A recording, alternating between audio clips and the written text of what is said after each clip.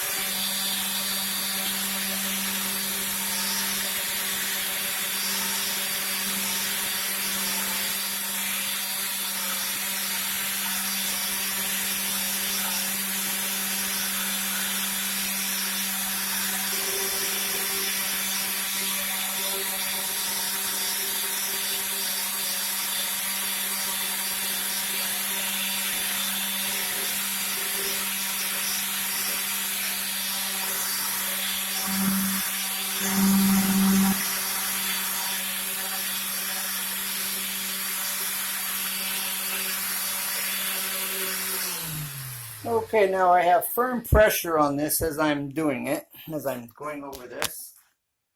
And let's see how this looks after I wipe it down. Okay, now let's wipe this down.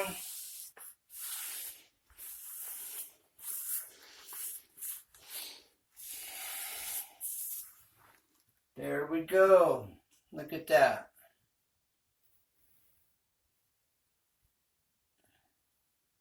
Now you're never going to get your face that close to this. Okay. Now, this is what it looks like. Okay, before. All right. Okay, you see that there? I have gone over this with my sander, the 80 grit. All right. There's the after. Okay, so let's continue with this. Now that's a 200. Okay. I have a buffing pad here. Here's a 400, so we're going to hit it with this 400 before we hit it with this buffing pad.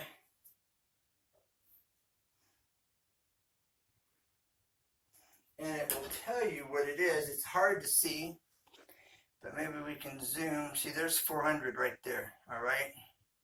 That's how you know. So, let's carefully pull this off here. Trying to do this with one hand is always fun. All right.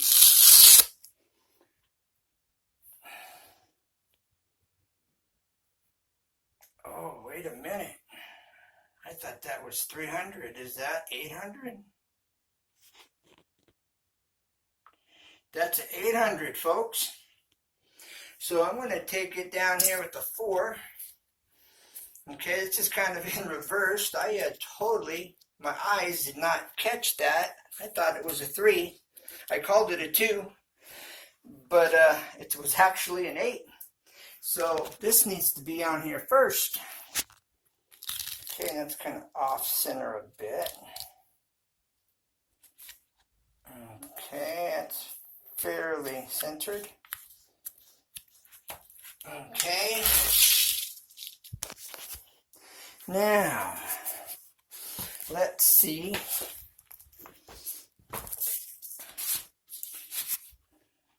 Where we're at here.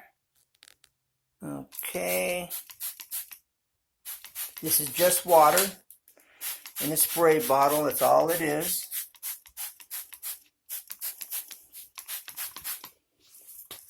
Okay, let's work this. And I've got a firm pressure going towards this corner as I'm using this. Okay.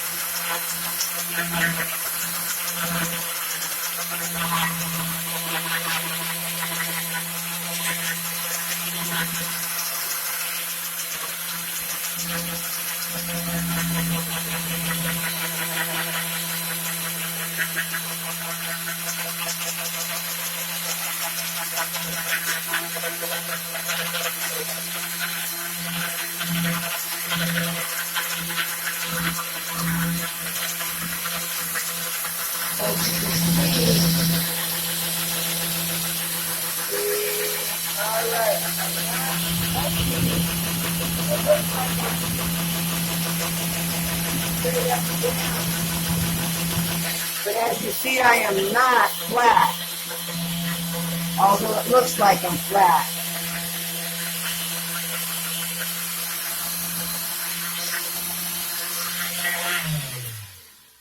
Okay, let's check this out now. Let's wipe this down and let's see how we're looking. The moment of truth. Not too shabby. Not at all. Okay. There you have it. You still see it needs a little bit more work. Okay. And it darkens up that edge a bit, which looks nice, gives it some contrast. Okay.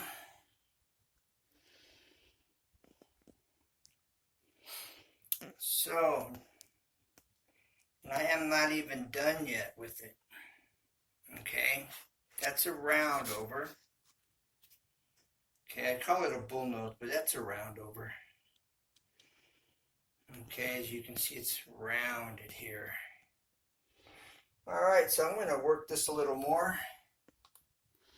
Then I've got this corner to work. And I've got the rest of this here, and this bull nose here is round over. I rounded over all the edges, even on this here. I've taken the corner off of here, gave it a slight round over on all the edges. All right. Slight round over. Okay. And there's the inside. I had to wrap this. And then in here, there's the floor. I had to piece that in because it's at an angle, kind of widens out in the front. And it shows up there and here, and then underneath. See if I can get the angle there. See, I had to put in this piece that came off the side when I made my cuts for the top piece. That's where that came from. So everything worked out really nice, came out good. So that I'm real happy with. And it's going to get some pencil trim around the edge so you don't see the joint. The joint's ugly. So pencil trim makes it look nice. It's kind of like baseboarding at the bottom of your wall in your house. Same thing with this pot shelf. I keep calling it a pot shelf. With this shampoo shelf here. Okay, I'm going to get pencil trim coming up. And the pencil trim, I have the pencil trim. I'll show you this pencil trim. It's all bundled up. But here is my pencil trim. All right. So this pencil trim is going to go here, straight up, then across. So that's going to look really nice, okay, when this gets put in place. And so it'll make a big difference. The finished product, you know. It's going to look sweet. And it's a learning curve. What can I say? So, all right, never give up. And know there's always a way. Got to keep it real. So God bless. Now you know a little trick. You can get these diamond impregnated granite marble polishing pads and put them on your palm sander, and you can make those really nice. It just depends on how much time you put into it. You could actually make them shine, literally. All right, bye for now. God bless. Keep looking up and never give up, because there's always a way. All right, bye. Stay tuned till the next time.